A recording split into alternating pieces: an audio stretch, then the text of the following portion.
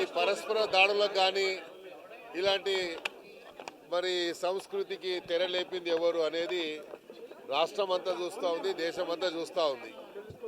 ఎప్పుడే కానీ ఒక ఇష్యూ వచ్చినప్పుడు ఆ ఇష్యూ కోర్టులో ఉన్నప్పుడు, కోర్టు పరిధిలో ఉన్నప్పుడు, కోర్టు ఒక నిర్ణయం తీసుకున్న తర్వాత ఆ నిర్ణయం వచ్చే వరకు అందరు కూడా వేచి ఉండాల్సిన అవసరం ఉంది. రెండోది, గాంధీ గారిని పిఏసీ చైర్మన్గా మరి నియమించిన తర్వాత గాంధీ గారు ఒక స్టేట్మెంట్ ఇచ్చారు. ఆ స్టేట్మెంట్కు అందరు కట్టుబడి ఉండాలి.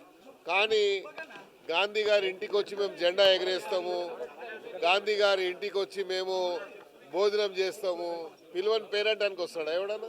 పిలువని పేరెంటానికి ఎందుకు వస్తాడు? కాబట్టి గాంధీ గారి అనుమతి లేకుండా ఎవరింటికైనా, గాంధీ అనే కాదు ఇంకెవరైనా పర్లేదు, ఎవరైనా ఇంటికి వెళ్ళాలంటే ఆ ఇంటిలో ఉన్నటువంటి ఓనర్ యొక్క అనుమతి అవసరం. ఓనర్ పర్మిషన్ లేకుండా మీరు ఆ ఇంటికి పోవడం అనేది పూర్తిగా చట్టబద్ధంగా అది విరుద్ధం అవుతుంది. కాబట్టి అందుకనే గాంధీ గారు చెప్పారు, నువ్వు వస్తానో కాబట్టి, నువ్వు మంగళారతినిచ్చి నన్ను స్వాగతిస్తానో కాబట్టి వాళ్ళ ఇంటికి పోతామని చెప్పాడు. కానీ ఈరోజు మళ్ళీ అదే రెచ్చగొట్టే విధంగా నేను హరీష్ రావు గారిని అడుగుతా ఉన్నా. ఎందుకంటే హరీష్ రావు అంటే నాకు చాలా గౌరవము. మీరు హరీష్ రావు గారు ఇలాంటి సంస్కృతికి మీరు తెర లేపదలుచుకున్నారా? ఇలాగే రాజకీయం చేయాలి అని మీరు ఆలోచించుకుంటే మీరు ఒక స్టేట్మెంట్ ఇవ్వండి. దాని ప్రకారంగా నేను మళ్ళీ దాని జవాబు చెప్తాం. కాదు అనుకున్నప్పుడు మీరు అన్నట్టుగా ప్రాంతీయ విద్వేషాలకు తెరలేపింది ఎవరు? గాంధీ గారు ఒక ఆంధ్ర ఎమ్మెల్యే అని.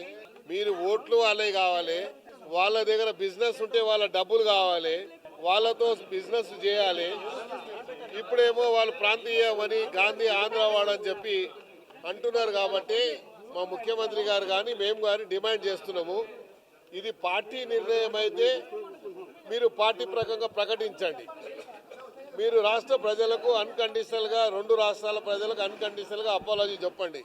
లేదు ఇది వ్యక్తిగతంగా కౌశిక్ రెడ్డి ఇచ్చిండు, కౌశిక్ రెడ్డి స్టేట్మెంట్ అయితే కౌశిక్ రెడ్డిని సస్పెండ్ చేయమని డిమాండ్ చేస్తున్నాం. రెండోది, గాంధీ గారు ఎప్పుడు కూడా ఎలాంటి విద్వేషపూర్వకమైన మాటలు కానీ, రెచ్చగొట్టే మాటలు కానీ, చాలా సామరస్యంగా ఒక సాముడిగా పేరున్నటువంటి వ్యక్తి. అలాంటి వ్యక్తి మీద ఇలాంటి అనుచితమైనటువంటి వాక్యాలు మాట్లాడడం కానీ, అలాంటి వ్యక్తిని రెచ్చగొట్టే విధంగా మాట్లాడారు. కాబట్టి ఆయన రెచ్చిపోయి మాట్లాడారు తప్ప ఆయన ఎక్కడ కూడా అన్పార్లమెంటరీ వాడలేదు. ఏ లాంగ్వేజ్ అయితే వాళ్ళు మాట్లాడారో దానికి నేనే మీ ఇంటికి వస్తాను, మీరు ఎందుకు నా ఇంటికి వచ్చుడు, మీరు మంగళారతులు ఇస్తా అన్నారని మంగళారతులు ఇవ్వకుండా రాళ్ళు లేకుంటే ఇంట్లో మీదకి తొట్లు వేసుడు వాళ్ళు లేపారు.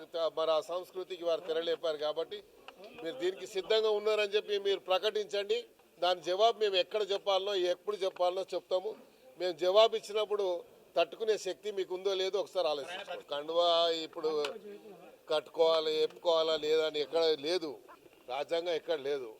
ఇదే డ్రెస్ వేయాలి, ఇదే కండువ వేసుకోవాలని ఎక్కడ లేదు. పిఎస్సి చైర్మన్ ఇచ్చారు, పిఎస్సి చైర్మన్ ఎలా ఇచ్చారు అంటున్నారు. మీకు క్వశ్చన్ చేస్తా ఉన్నా, మీరు ఎక్కడ నిన్న మీడియాలో చెప్తే రాలేదు. అప్పుడు అక్బరుద్దీన్ ఓవైసీ గారికి ఇచ్చారు. కాంగ్రెస్ పార్టీ ఆపోజిషన్గా వాళ్ళకు ఉన్నటువంటి స్ట్రెంత్ ఉంటే అది ఇవ్వకుండా అక్బరుద్దీన్ ఓవైసీ గారికి ఇచ్చారు. మీరు ఎందుకు ఇచ్చారు? అప్పుడు మీరు చేసిందేమో న్యాయము, వేరే వాళ్ళు చేసి అన్యాయమా? కాబట్టి మీరు ఇవన్నీ చెప్పకూడదు, ఇవన్నీ మాట్లాడకూడదు. మీకు నైతిక హక్కే లేదు. చేర్చుకున్న వాళ్ళు ఎందుకు చేర్చుకున్నారని, మరి ఇంకా రకరకాల మాటలు మాట్లాడని. మేము మాటలు మాట్లాడము, సమయం వచ్చినప్పుడు చేతల్లో చూపిస్తాం. సహచర ఎమ్మెల్యే కాబట్టి ఆయన బ్రేక్ఫాస్ట్కి పిలిచాడు, నేను బ్రేక్ఫాస్ట్కి వచ్చాను, బ్రేక్ఫాస్ట్ చేసి పోతాను. మరి వేరే వాళ్ళు ఎవరైనా వచ్చి మేము వస్తామంటున్నారు, వచ్చినప్పుడు ఎట్లా చెప్పాలో చెప్తాం.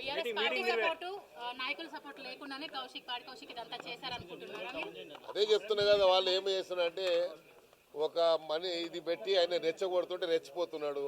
మాకు తెలుసు కౌశిక్ రెడ్డి కెపాసిటీ ఎంత ఉందో, ఎవరికి ఎంత కెపాసిటీ ఉందో మాకు తెలుసు. మేము అన్ని చేసే ఈడి దాకా వచ్చినాం.